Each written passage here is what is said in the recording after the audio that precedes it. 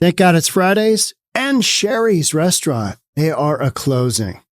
Yeah, that transitory inflation, the stellar opportunity economy Kamala Harris keeps talking about, because they haven't been doing it the last 4 years, but they're going to do it moving forward. Let's get into it. Here we go. Yeah, thank God it's Fridays. It's closed 12 locations in the United States in the past month. Restaurant chain also shuttered 35 locations in the UK. We got a bunch of closures all over. We got TGI Fridays closes a dozen stores across America in just 30 days. They're getting ready to, they're going to go banko. They're going to go banko. You've got a business environment that after the pandemic, especially restaurants, yeah, they got a little PPP money. They got some employee money back. Hey, you kept all your employees. Good job. There you go. You know, it doesn't make up for shuttering these businesses during the pandemic because we couldn't figure out whether we were coming or going with the whole coronavirus thing, right? But now that you've had a couple of years after that, you've got costs have gone through the roof. And now, because of inflation, people feel like they have less money in their wallet and they're less inclined to go out and eat. I'm one of them. Got to be honest. During the pandemic, real estate was going great. It was awesome because the whole supply demand thing and interest rates just dropped to historically lows. I mean, crazy lows. But since July of 2022, when interest rates started to go way up and all that transitory inflation wasn't really transitory and all of our pricing remained high, including housing prices, my business has suffered. I mean, it just has. It's just come way down. I'm inclined to go out and eat less. I'm not eating out. I'm not spending a whole bunch of money. You got to rein things back in because, this isn't the economy where you just, run out and do that. And I think a lot of other folks have done the exact same thing. And that's why you've got so many restaurants, including, thank God it's Fridays. I mean, that used to have one here in Bellevue Square. And I didn't eat there a ton, but, when the kids were younger, maybe middle school, high school, it was a good place to take them. It was a fun place to take them. And you got lots of crazy stuff to look at, lots of TVs, the good desserts, that kind of thing, some adult beverages for the adults. It wasn't a bad place to go. It's a huge chain. It was a huge chain, right? Not a fan of that necessarily, but it wasn't a bad place to go. Thank God it's Fridays. Its run has come and its run has gone. It's seeking financing as the casual dining chain prepares to file for bankruptcy. And yet we are told, hey, everything's great with the economy. It's all good. There's nothing to worry about. Yeah, nothing to worry about. What I think about is, from this whole election thing coming up is how was my life under Trump when we had low interest rates, inflation at 1.4%? When Biden came into the office, and we had inflation around 9% with Biden in office. Some of that had to do with the pandemic.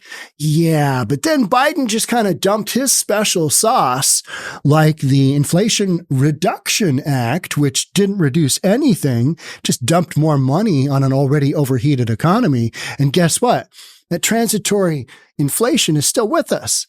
And businesses are suffering. And it's not just restaurants. It's all kinds of businesses because it's tough to stay in business when you've got your expenses just continually, going through the roof and your sales aren't keeping up with what you need to maintain a little tiny thing called profit.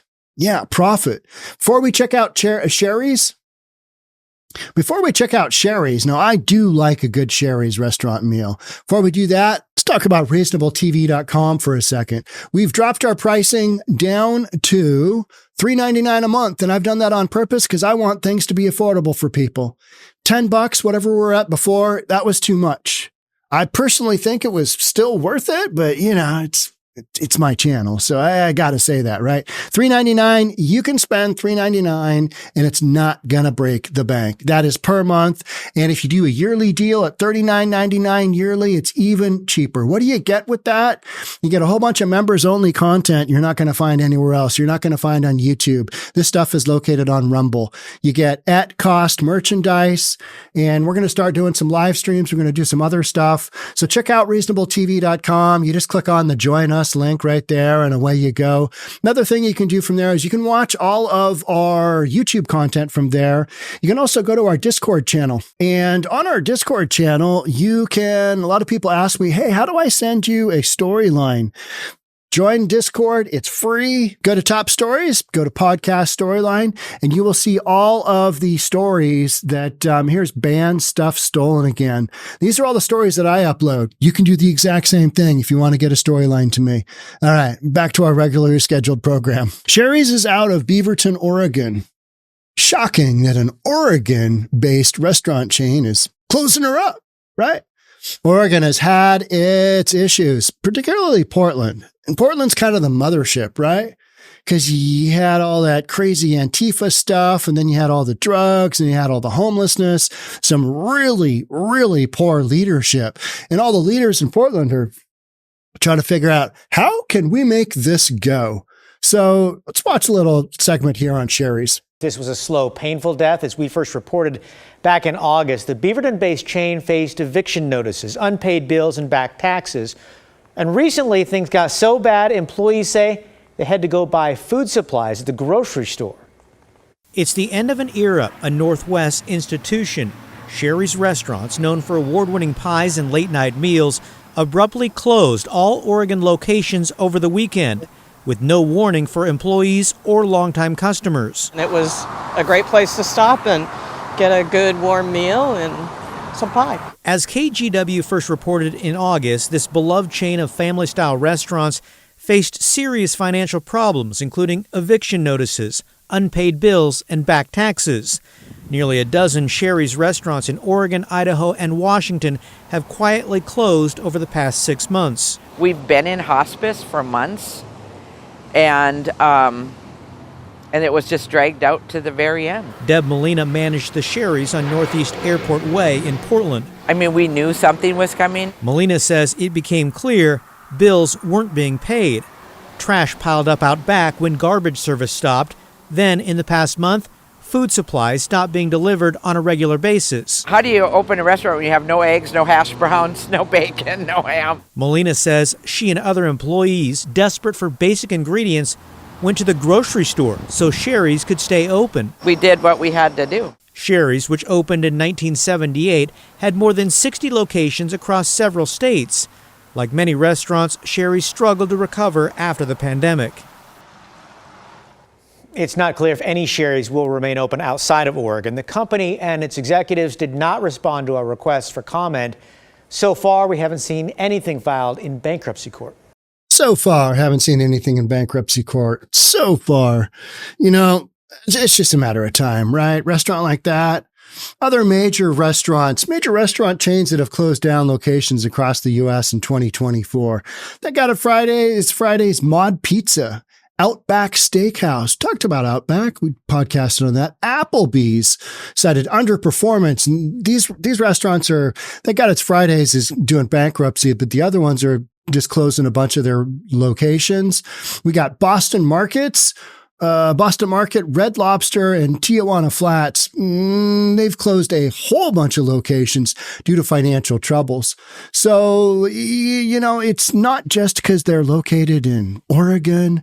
It's all over. And it's not just restaurants. You've got all kinds of other businesses that are saying, sayonara, I cannot make a go of it with the inflation and costs.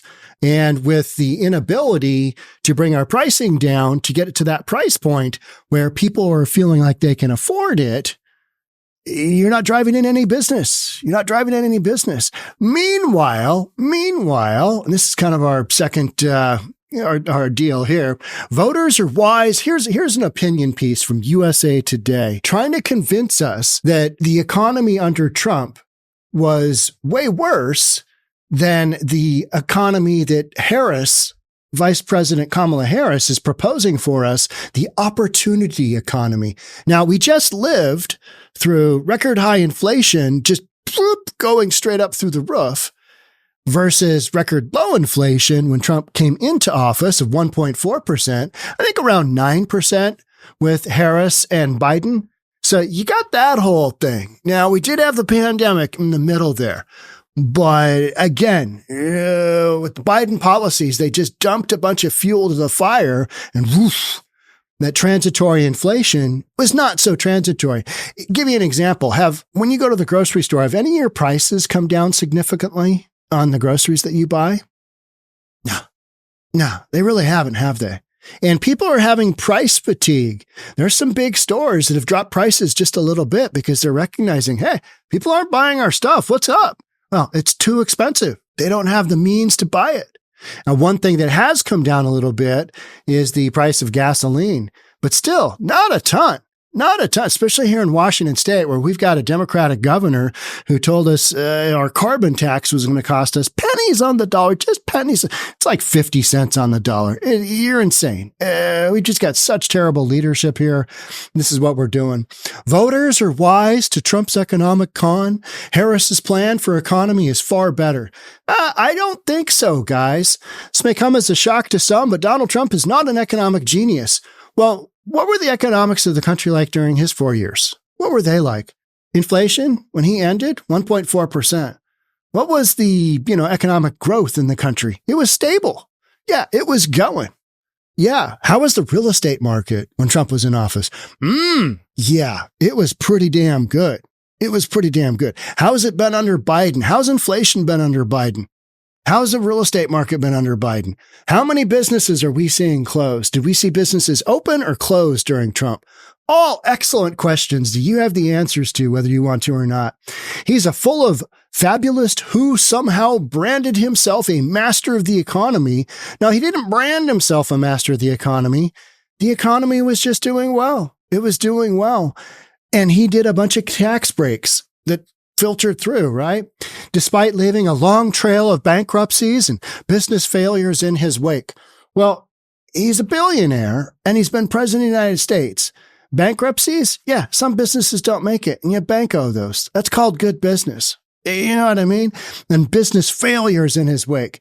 His percentage of businesses for how many businesses he's had, or better yet, how many he has affiliated his name to, the ones that have made it far exceed his failures. So, throwing that in there in the first paragraph, not buying it. Still, thanks to inflation and Trump's incessant lie of having overseen the greatest economy in the history of the world, well, it might be a little bit of an exaggeration, but it was pretty good. And whether you want to believe it or not, it was way, way better than under Biden, who couldn't seem to manage to work his way off of a stage. And he couldn't seem to run for president second term because he's lost his mind. And the Democrats lied to us for years. He's just got a speech impediment. So who's lying now? Is Trump's incessant lie? Democratic Party. Take your pick. Voters generally favored him on economic matters in the earlier months of the 2024 presidential election. Not anymore. Now, I think they still do. I think the black vote in the 2024 election, that's the one they're really going after, Latinos and blacks. And that's because people felt like they were doing better under Trump. And nobody feels like they're doing better under Biden and Harris because nobody has been doing better under Biden and Harris. Nobody.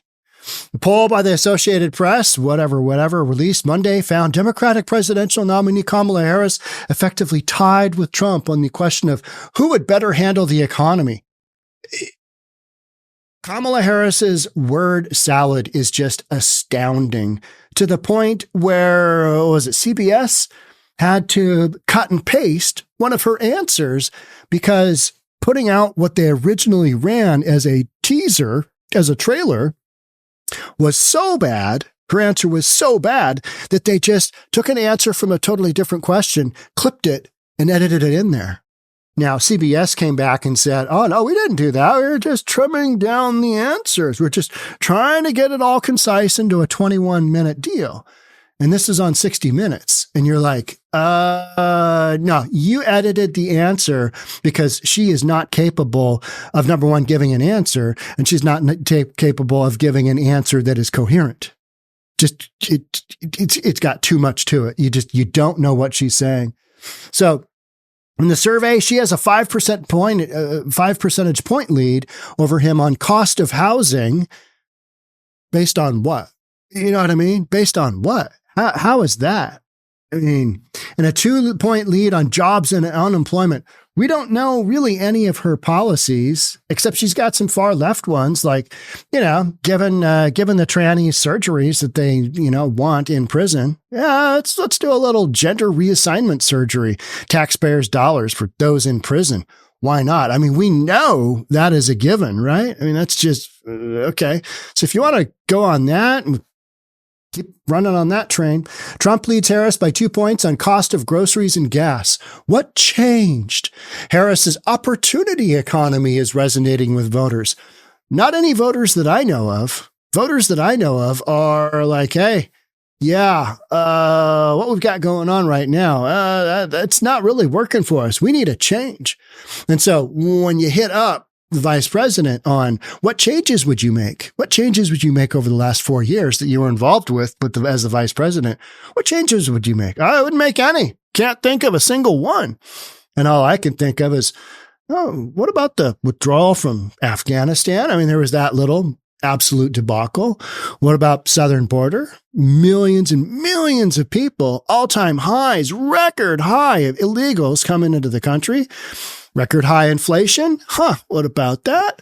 Yeah, you got some real basics there that are not being addressed. The opportunity economy.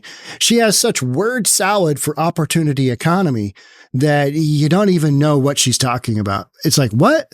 What does that even mean? I mean, you started off here and then you went through here and then just a bunch of stuff. First, people had time to look over Harris's plan for the economy. What plan? I don't see a plan, which includes expanding the child tax credit. That doesn't count. And the earned income tax credit. That doesn't count. Increasing tax deductions for small business. Hey, I own a handful of small businesses. Don't care. That's not really going to do anything for me because we need business. We need inflation to get handled. We need business to feel like it's no longer suffering underneath this just, anti-business environment that we've effectively had the last handful of years under Joe Biden, who can't work his way off of a stage and he can't seem to have the mental faculties, and it's not his fault for losing his mind. But this is the same party that convinced us that Joe Biden was mentally fine to do what he was doing. And he wasn't. And that was very, very clear in the presidential debate, wasn't it? To the point where people were like, oh, yeah, oof.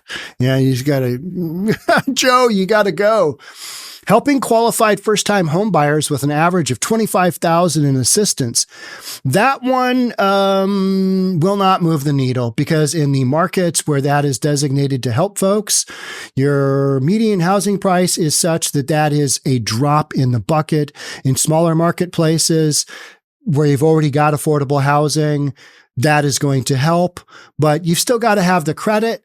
And you've still got to have the income to afford an already expensive home. So does 25K do it? No, but it sounds good. It sounds good.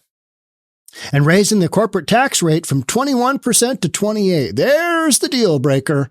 That's not going to work out well because, Democrats run on this whole concept of you got to tax the rich. Well, when Trump, basically cut taxes, that had that trickle-down effect. And it had specifically the trickle-down effect on minority groups that felt like for once they were actually doing a little bit better. Like we all did. We all felt like we were doing a little bit better. I don't know about you, but I did. And now I don't. So what's the difference? Yeah. Leadership. It's leadership. So if you want to have what you've had for the last 4 years, continue. in addition to a bunch of word salad, I'd say vote for Harris. I will not be putting my vote towards there. Meanwhile, but if she does win, I'm going to have podcasts for days, weeks, years. Thanks so much for being here. I'll catch up with you on the next one. We'll catch up then. Bye for now.